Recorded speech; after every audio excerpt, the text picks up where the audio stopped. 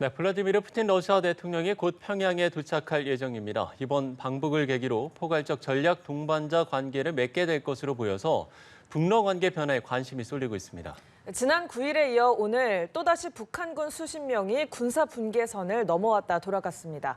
북한이 군사 분계선 이남으로 침범하는 일이 반복되는 이유가 무엇인지도 함께 짚어보겠습니다. 문성묵 한국국가전략연구원 통일전략센터장 나오셨습니다. 어서 오십시오. 안녕하십니까? 네, 안녕하십니까? 예. 자, 저희가 본격적으로 이야기를 나눠보기 전에요. 먼저 첫 번째 이슈 태그 보고 이야기를 시작하도록 하겠습니다.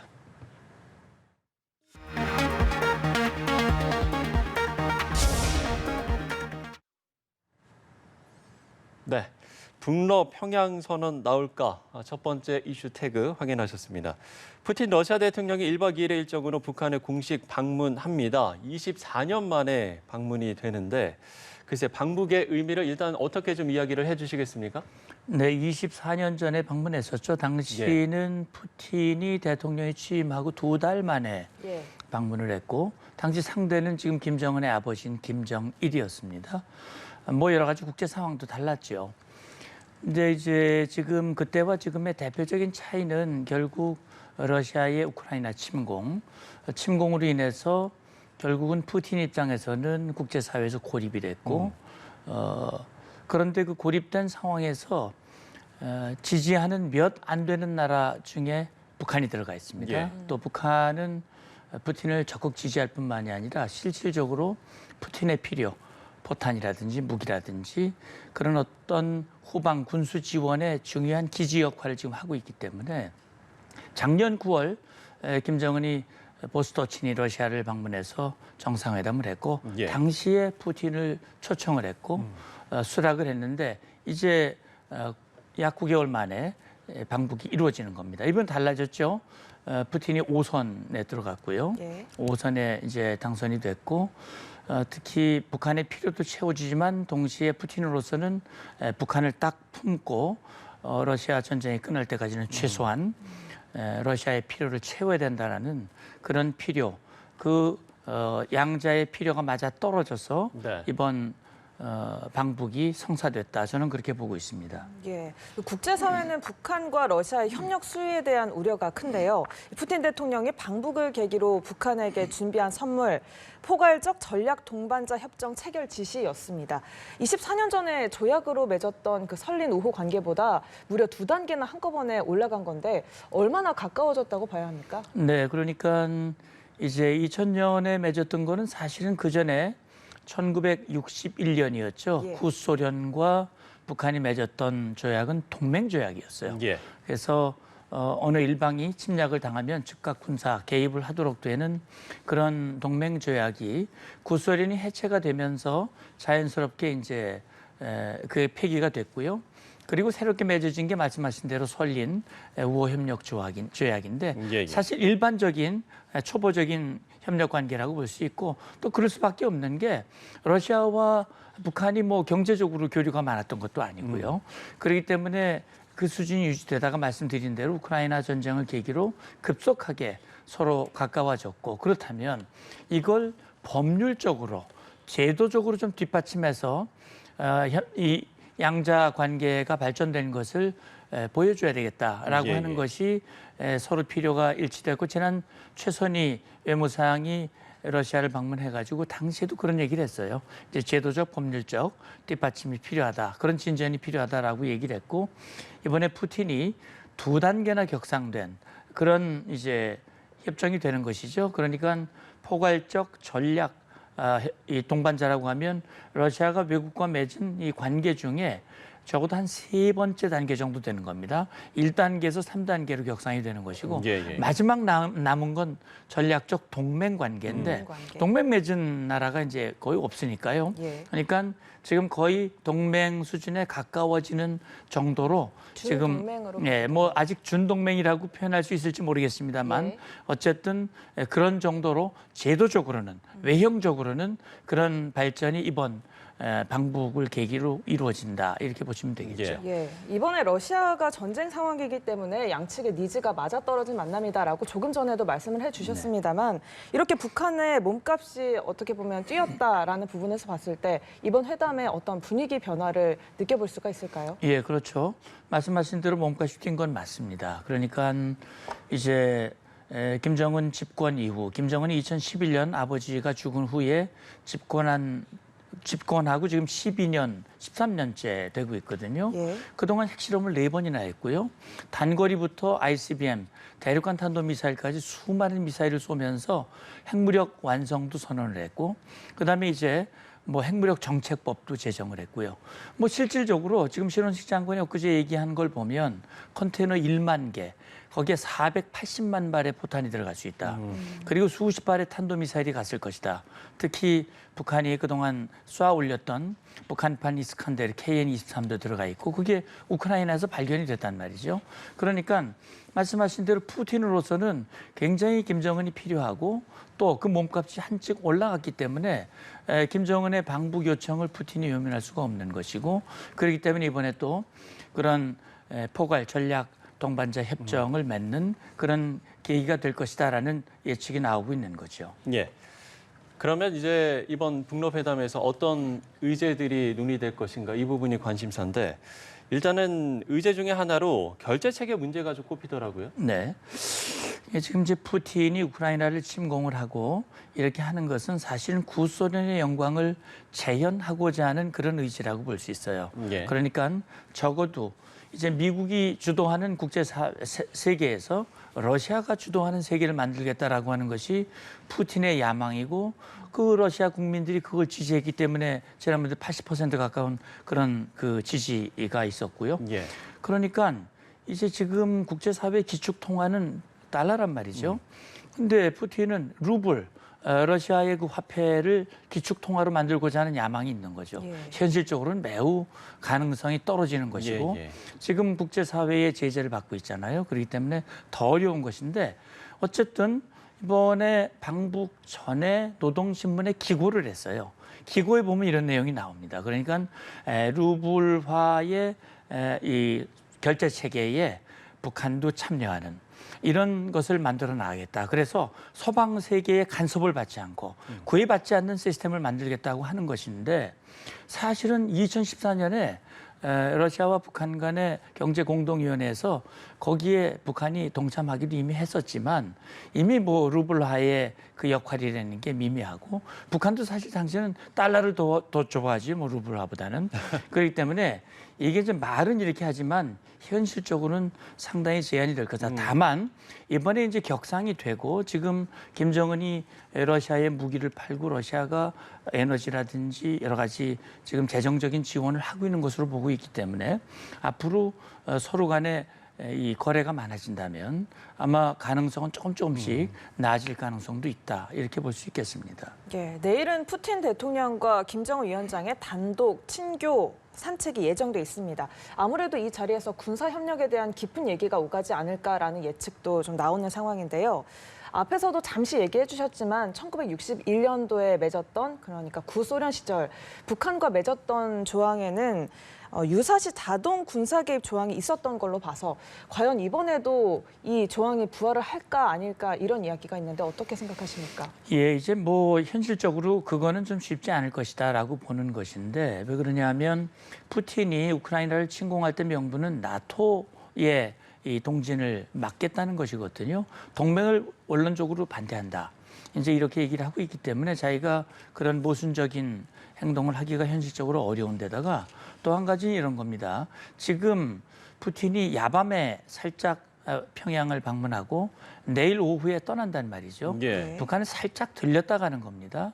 그러니까 김정은의 요구도 들어주고 푸틴도 북한을 붙잡고 그러나 이게 동맹을 맺는다고 하는 것은 국제사회에서 북한과의 군사협력 교류가 불법이고 국제사회가 규탄하고 있습니다. 특히 미국은 푸틴의 방북을 불법으로 규정을 했어요.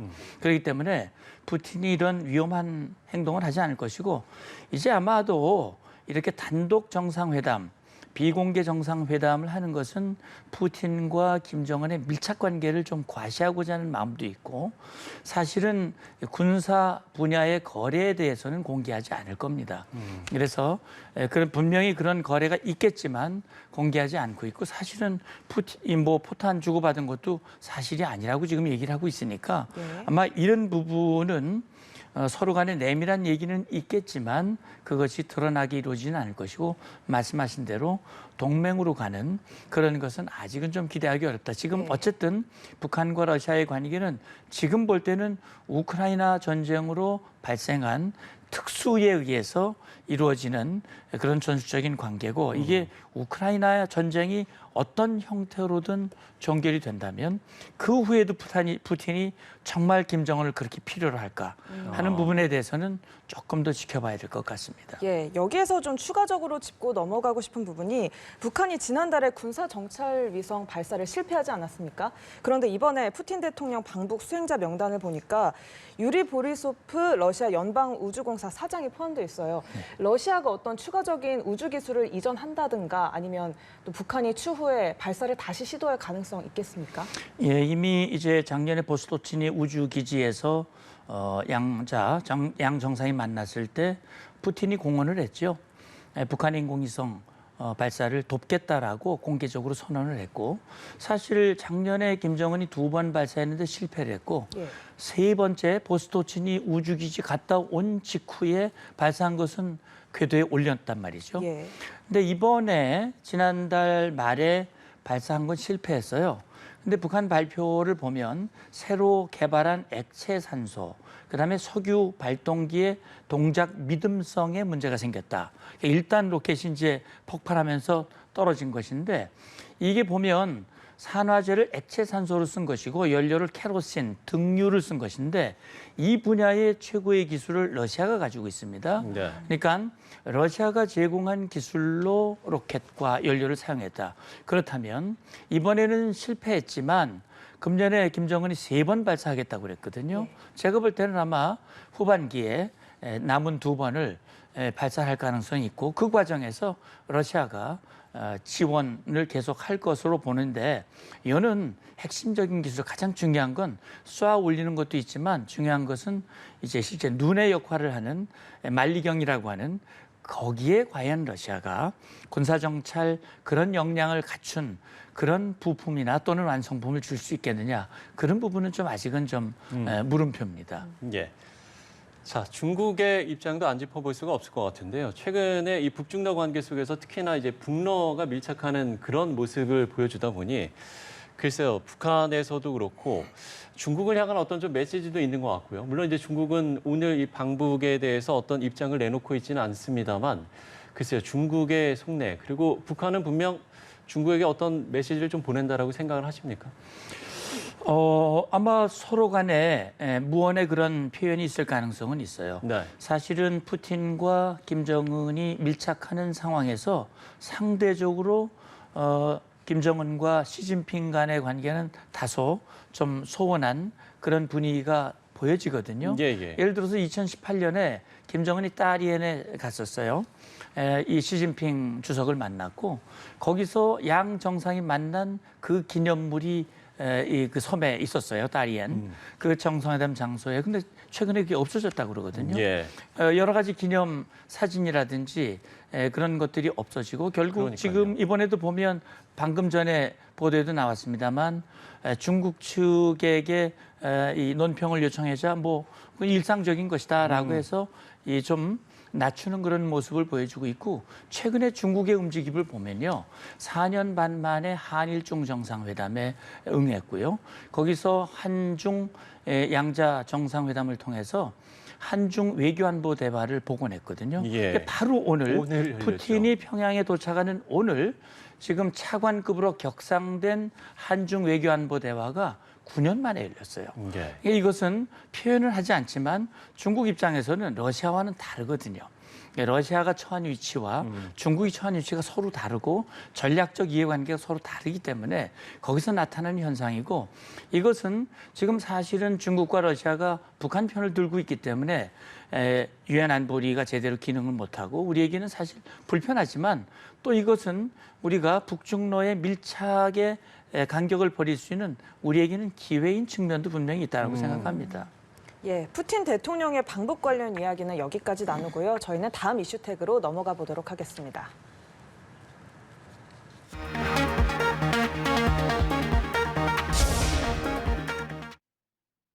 네, 두 번째 이슈 태그, 또 군사 분계선 침범입니다.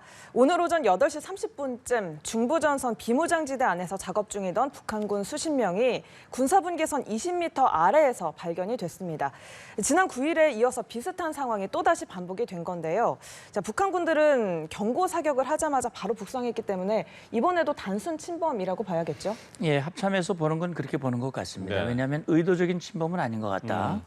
왜냐하면 우리 지금 경고 방송을 했고 경고 사격을 하자 즉각 대응 없이 돌아갔다고 하는 점. 네. 예. 이런 걸로 봤을 때는 지난 9일에 있었던 침범, 그때는 조금 더 많이 내려왔던 것 같아요. 한 50m 정도. 인원도 좀 더 많았던 것 같고요. 근데 어쨌든 지금 보시면 군사분계 선, 그러니까 뭐 선이 있는 것 같이 이렇게 이제 없지요. 생각하는 분들도 계시겠습니다만 네.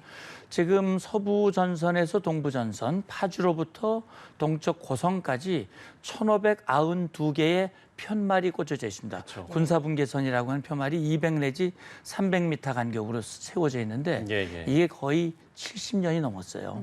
70년이 넘었기 때문에 중간에 보수를 하긴 했지만 편말이 훼손된 것들도 많고 예. 식별이 되지 않고 또 더군다나 지금 이제 녹음이 우거지는 여름이거든요. 그렇기 때문에 이게 군사분계선이 여긴지 저긴지 식별하기 어려운 측면이 분명히 예, 예. 물리적으로 존재합니다. 그러니까 지금 김정은 지시에 의해서 전 전선 지역, 지금 이쪽 4군단부터 이쪽 1군단까지 전방 지역 군단에서 뭔가 굉장히 활발한 움직임이 이루어지고 있는데 이것이 결국은 어떤 목적인지에 대해서는 지금 우리 군도 예의주시하면서 분석을 하고 있는데 어쨌든 그런 작업 과정에서 일부 인원들이 월선, 침범한 그런 현상이 지금 두 차례 지금 목격되고 있다 이렇게 생각이 됩니다. 예. 지금 이 지역에서 북한군이 하루 최대 1,000명에 달하는 병력을 작업에 이렇게 동원하고 있다는 건 글쎄 이건 상당히 좀 이례적인 일 아닙니까? 예, 그렇습니다. 그런 생각이 듭니다. 그러니까 지금 이것이 어떤 목적이냐, 이를테면 그들의 어떤 경계 작전, 다시 말하면 경계 역량을 강화하기 위한 그런 목적인가. 방금 보도에도 나왔습니다만 대전차 장벽도 있고요, 지뢰 매설도 하고 있고, 그 다음에 이제 숲풀들이 막 우거져 있기 때문에 그런 것들을 이제 이 숲들을 제거하고 그렇게 해서 전체적으로 그런 거 보통 군사 용어로 이제 이 사계 청소 또는 시계 청소 이런 얘기를 하거든요. 예. 예, 전반적으로 이 관측이 용이하게 만드는 그런 전반적인 군사 작전의 일환일 수도 있습니다. 그런데 이것이 사실은요, 1953년 정전협정이 체결된 이후 우리 국군이 북한을 침범하거나 군사적으로 도발, 공격을 한 적은 단 한 번도 없습니다. 그건 북한도 잘 알고 있어요. 그러니까 어떻게 보면 지금 김정은은 현재 상황을 교전국 관계, 전쟁 상태로 규정을 하고 예. 전쟁 준비를 하라, 전쟁에 대비를 하라라고 전변적으로 그런 지시를 했고 특히 한 가지 주목되는 것은 남과 북의 연계의 고리를 끊어내라라는 그런 지시를 그동안 해왔기 때문에 아마도 지금 그 작전의 일환일 가능성도 저는 있다고 생각을 합니다. 예. 북한이 이렇게 최근 들어서 DMZ 안에서 지뢰 매설, 그리고 전술도로 보강, 방벽 설치 이렇게 다양한 작업들을 하고 있는데요. 또 이 와중에 지뢰 매설 작업 중에는 폭발이 수차례 발생을 해서 사상자가 나오기도 했습니다. 이렇게 사람이 죽어 나가는데도 어떻게 보면 무리해서 이 DMZ 공간에서 작업을 계속해서 강행하는 이유는 뭐라고 보십니까? 네, 그러니까 이제 앞서도 말씀드렸듯이 이제 소위 말하는 지금 전시 상태니까 경계 작전, 소위 말하는 군사 장애물을 이 축성을 하고 이 대비 태세를 갖추기 위해서 전술도로라든지 또 지뢰 매설이라든지 이런 것들을 하라는 지시가 내부적으로 있었을지 모르겠습니다. 그런데 예, 예. 한 가지 제가 주목하는 건 이런 겁니다. 지금 이 순간 김정은의 머릿속에 무엇이 가장 크게 자리하고 있을까? 김정은의 가장 큰 고민이 무엇일까? 그것은 제가 볼 때는 한국과 미국의 뭐 연합연습 또는 확장 억제의 강화, 신뢰성, 실효성의 제고 이런 것보다도 제가 볼 때는 북한 주민들의 동향입니다. 다시 말하면 지금 북한 주민들이 어렵죠. 예. 그러면서도 동시에 남한 문화, K-팝, K-드라마, 그다음에 남한의 말씨, 남한의 유행 이런 것들을 북한 젊은이들이 따라 하는 거예요. 더군다나 북한 젊은이 MZ 세대들은 우리 젊은이와 다를 바가 뭐가 있겠습니까? 예. 그들은 볼 때는 이 남한에서 하는 게 굉장히 좋아 보이고 그러니까 그걸 끊어내기 위해서 소위 말하는 3대 악법을 제정을 했어요. 반공, 반동사상 문화 배격법. 그래가지고 남한 드라마 보면 처벌하고 또는 그걸 퍼뜨리면 뭐 공개 처형을 하고 이런 식으로 남한 문화로부터 단절시키고 이게 잘 안 되니까 결국은 교전국 관계, 주적, 그다음에 초토화, 완전 적대 감정을 세우고 그것만으로도 안 되니까 이제 물리적인 장벽을 세우기 시작하는 것이죠. 통일도 지우고 삼천리도 지우고 아름다운 강산도 지우고 과거에 했던 뭐 공조 이런 것도 다 지워버리고 자, 장벽을 세워서 소는 그동안 연결됐던 도로를 차단하고 철도를 걷어내고 이런 행동을 하는데 그러면 자유의 사상과 바람이 그런 것들을 세운다고 안 넘어가겠습니까? 과거의 구동독을 보면 서독으로부터 그걸 차단하기 위해서 베를린 장벽도 세우고 그렇게 했지만 결국은 서독의 자유의 바람과 정부가 동독으로 넘어가면서 결국은 동서독이 통일이 됐거든요. 아마 김정은이 그런 두려움이 가장 클 거예요. 그렇기 때문에 이런 일련의 조치들도 그것과 무관치 않다고 저는 보고 있거든요. 예. 그렇다면 결국 이런 조치들이 과연 김정은이 생각하는 대로 갈 것인가? 아니면 오히려 북한 주민들이 굉장히 혼란을 주고 오히려 이것이 김정은 정권을 더 뿌리부터 흔드는 그런 결과가 될 것인가는 좀 지켜보면 알 수 있을 것 같습니다. 앞서 이제 말씀을 해주셨습니다만 이렇게 이제 대규모의 병력을 작업에 동원하는 건 상당히 좀 이례적인 일이라고 말씀을 해주셨잖아요. 뭐 이전에 최근에 뭐 오물풍선 도발도 그렇고요. 그러면 글쎄요, 뭐 앞으로도 계속해서 이런 좀 그동안에 보지 못했던 좀 이런 이례적인 일들이 계속해서 좀 발생을 할 거라고 보시는지요? 예, 앞서도 말씀드렸듯이 김정은은 지금 한반도의 관계를 전쟁 상태로 규정을 했고 네. 교전국 관계로 얘기를 했고 미국과 한국이 끊임없이 북한을 침공하려 하고 있다. 그래서 대비를 해야 된다. 그리고 유사시에 즉각 핵 무력을 사용을 해서 초토화, 영토를 평정하겠다라고 공언을 하고 있고 주민들에게도 그렇게 세뇌를 하고 있거든요. 전쟁 분위기를 조성하고 있기 때문에 지금 사실은 얼마 전에도 말이죠. 미국의 B-1B 전략 폭격기가 한국 상공에 날아들어서 9년 만에 JDAM 합동 직격탄 투하하는 훈련을 했습니다. 거기에 반발하면서 초대형 방사포를 18발을 동시에 발사하고 그 바로 직후에 우물풍선을 날려보내는 도발을 했고 김여정이가 새로운 모습을 보게 될 것이다라는 그런 언급을 했기 때문에 어쨌든 지금 8월에 또 UFS 훈련이 있고 이달 말에는 지금 프리덤 엣지라고 한미일 연합연습이 또 예정돼 있습니다. 김정은 입장에서는 이제 푸틴도 왔다 가면 더 어깨에 힘을 주고 뭔가 지금 한미일 안보 협력을 전쟁 노름으로 치부하고 책임을 전가하면서 추가 도발을 할 가능성 전 충분히 있다고 보고요. 그런 차원에서 강력한 억제 태세로 대비를 하고 물론 대화의 문을 열어놓고 김정은이 대화에 나올 수 있도록 대비는 하지만 우리 국민의 안전을 지키기 위한 군의 대비 태세는 확고하게 유지돼야 되겠다. 저는 그런 말씀을 드리고 싶습니다. 예, 앞으로 북한의 동향 잘 살펴보고 잘 대응해야겠습니다. 말씀 잘 들었습니다. 지금까지 문성묵 한국국가전략연구원 통일전략센터장이었습니다. 고맙습니다. 오늘 고맙습니다. 감사합니다.